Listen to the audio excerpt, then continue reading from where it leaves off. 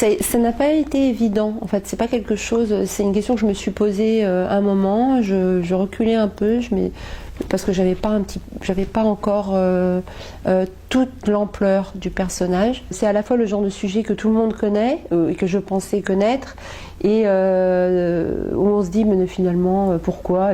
Moi j'ai habité en Roumanie, donc son image m'a accompagnée quand j'étais enfant.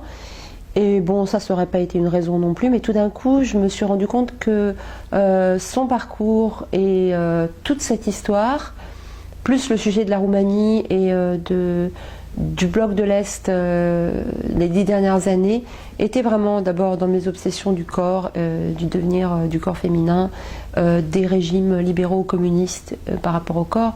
Et puis aussi, elle vit ce que vivent toutes les femmes, puissance 1 million. Au fur et à mesure de ma documentation, je me suis dit, bon alors ok, elle est notée, elle est jugée, on regarde ses chutes au ralenti devant le monde entier. Une sorte d'extrapolation d'un parcours de femme. Quand je suis arrivée chez Actes Sud, j'ai dit, bah, ça c'est le titre de travail depuis le début, mais je ne sais pas si on le gardera. Et le titre est venu tout de suite, c'est-à-dire que le dossier que j'ai commencé, avant de savoir comment j'allais mener le récit, c'était la première phrase, c'était comme ça.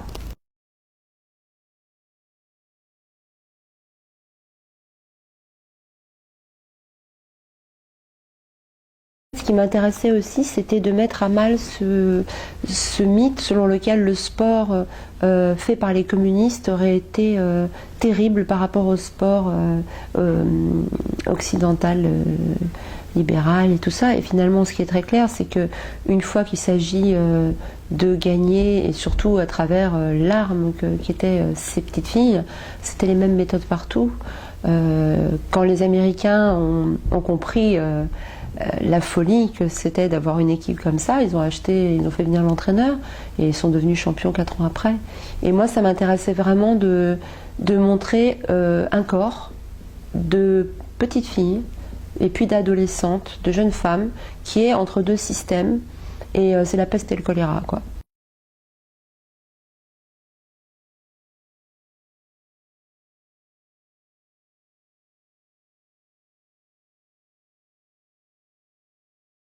C'était fondamental parce que c'était compliqué de ne pas tomber d'un côté ou d'un autre politiquement. C'est-à-dire que je voulais pas faire un roman à charge contre le régime de Ceausescu parce que tout le monde le sait.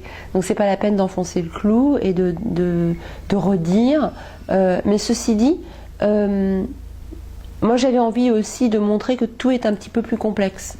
Et le roman ne prend pas réellement parti entre tous ces régimes-là, c'est-à-dire il expose effectivement, les gens étaient privés de liberté, effectivement, les dernières années étaient atroces, il n'y avait rien à manger et tout, mais effectivement, les premières années, tout le monde pouvait avoir une scolarité gratuite, avait un logement et un travail. C'est compliqué. La liberté, qu'est-ce qu'on en fait?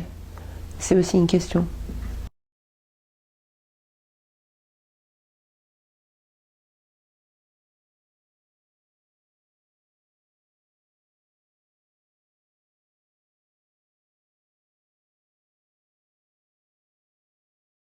C'est drôle qu'on ait pu dire, quand il y avait encore le bloc de l'Est, ah oui mais bon, ils sont vraiment les représentants d'un système, parce que quand un athlète se trimballe avec des chaussures Nike, oui, il promeut un système, il promet des marques, etc. Et tout est système.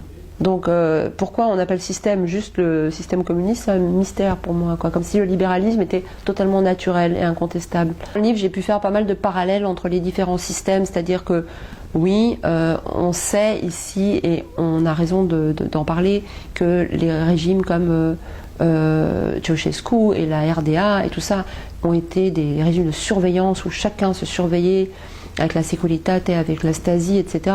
Mais je veux dire, ici, chacun accepte assez gentiment d'avoir une carte Navigo qui vous piste partout, un iPhone où on est très content d'être géolocalisé, etc.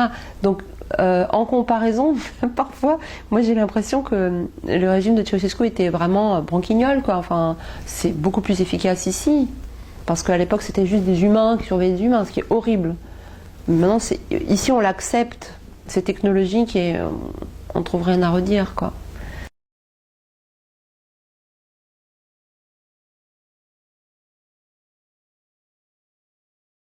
Il ne s'agit pas d'apporter des réponses. C'est au début, en fait, dans les premiers moments, la première année de l'écriture, j'avais conçu les choses comme avec différentes versions très claires.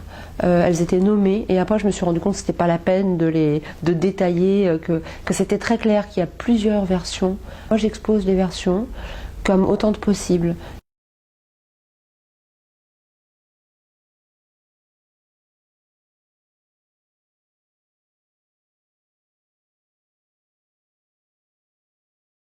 Chaque athlète aime gagner, donc ça c'est clair que c'est pas original.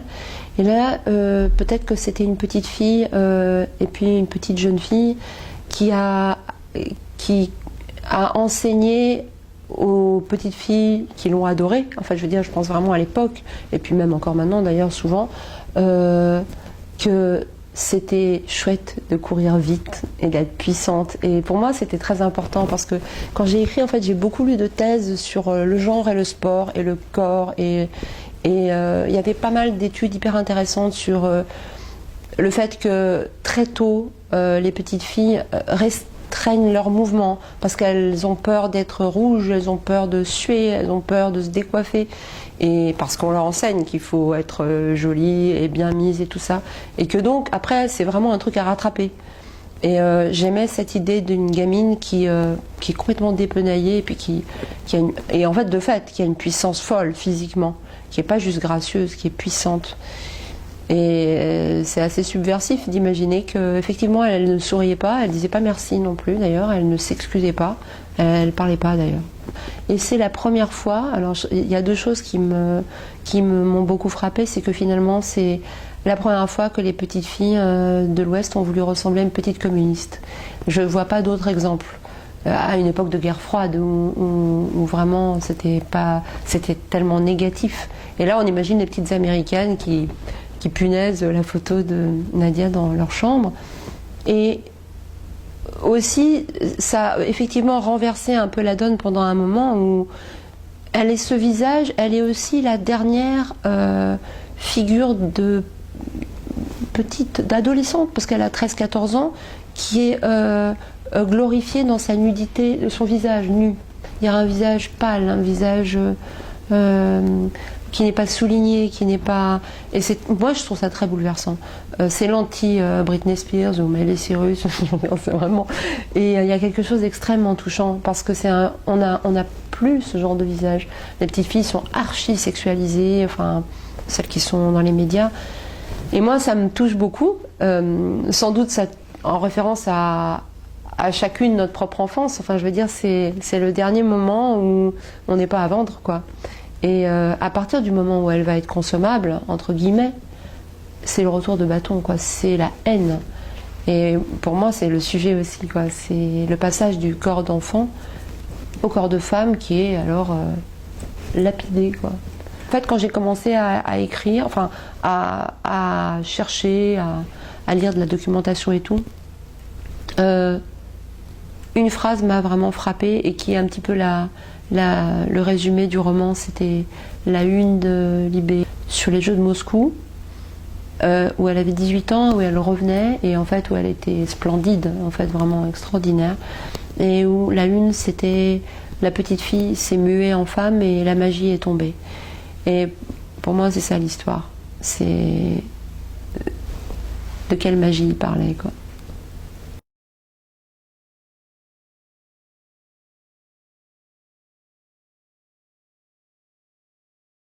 C'est la même année. Entre 76 et 77, il y a ces trois jeunes filles qui sont dans les médias. Et alors oui, Jodie Foster dans Taxi Driver qui joue la petite prostituée, Brooke Shields dans La Petite qui joue une petite prostituée, avec une ultra sexualisation, une sorte de fascination pour sa beauté. Et puis celle-là qui est mignonne mais qui est surtout imbattable. Et évidemment, c'est vrai que ça me plaisait bien.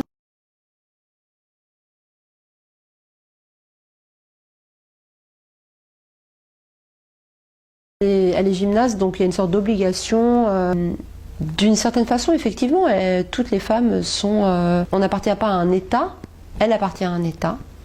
Mais il y a une multitude d'États, parce qu'il y a l'État médiatique, il y a l'État L'Oréal, il y a l'État regard masculin, il y a l'État... Mais c'est clair que le corps féminin va tenter de se frayer un chemin entre tout. C'est comme un petit labyrinthe, vous voyez, alors il ne faut pas se cogner, toc, toc, toc, toc. Et ça m'a beaucoup frappée dans les... Je sais pas, il y a un an, où une actrice qui avait pris du poids, et je sais plus où, et qui a été trachée par les journaux comme faisant honte à son pays parce qu'elle représentait son pays. Et que finalement, son corps, qui ne rentrait plus dans ce qu'on attendait d'elle, parce que je crois qu'elle avait accouché ou un truc comme ça, c'était quand même une honte nationale. Donc oui, le corps appartient à l'État.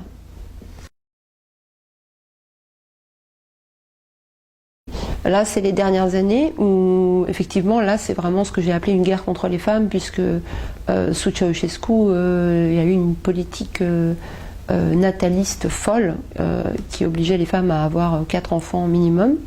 Et donc, avec le cycle surveillé partout, etc., où là, vraiment, on n'est plus dans le symbole, on est dans l'État qui rentre dans le corps.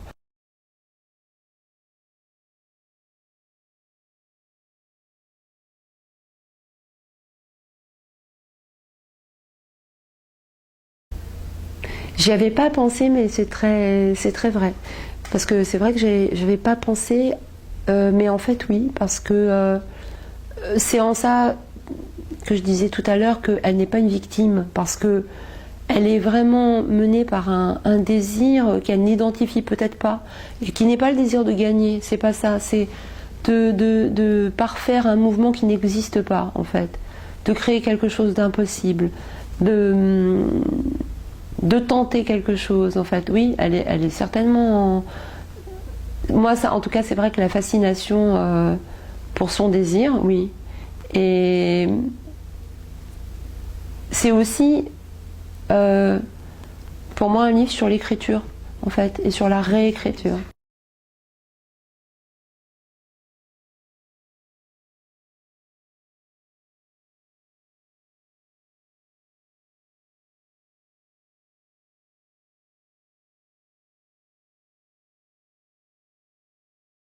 Même dans mes romans précédents, je flirtais avec ça, mais j'aime l'histoire de l'écrit, en fait, et de quelle direction prend l'écrit. C'est vrai que tout le monde réécrit dans ce roman.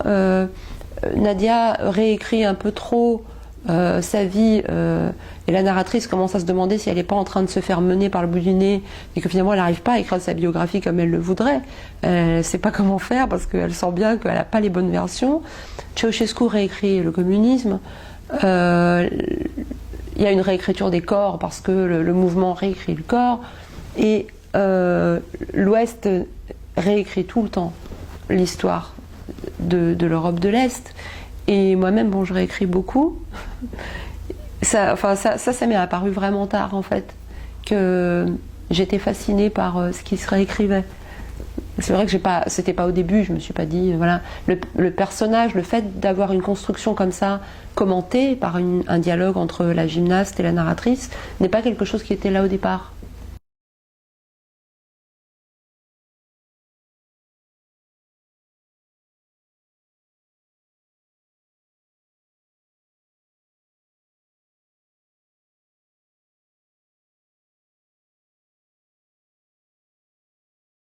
Elle est vraiment insaisissable, vraiment, même physiquement. C'est ce visage fermé, c'est le manque de sourire. Moi, j'ai travaillé en regardant des vidéos, des films, des photos, et de temps en temps, j'avais l'impression de comprendre quelque chose. Et puis, tout de suite après, le lendemain, je disais quelque chose, c'était vraiment juste l'inverse de ce que j'avais compris. Et je me retrouvais un peu en train de dire, bon, bah voilà, c'est les deux. Donc, mais c'était un peu constant. En fait, cette sensation d'errer, c'était en écrivant, et finalement ça en fait la matière.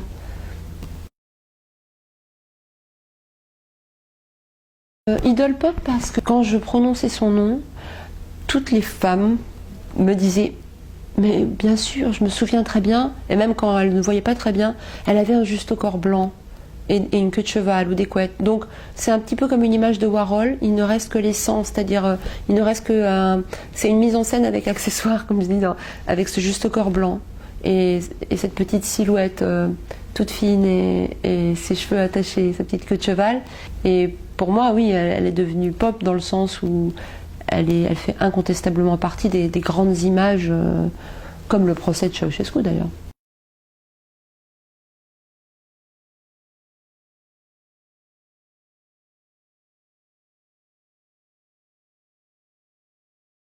Pour être parfaitement honnête, je ne suis pas sûre que pour la vraie Nadia Comaneci, ça soit le cas, du tout.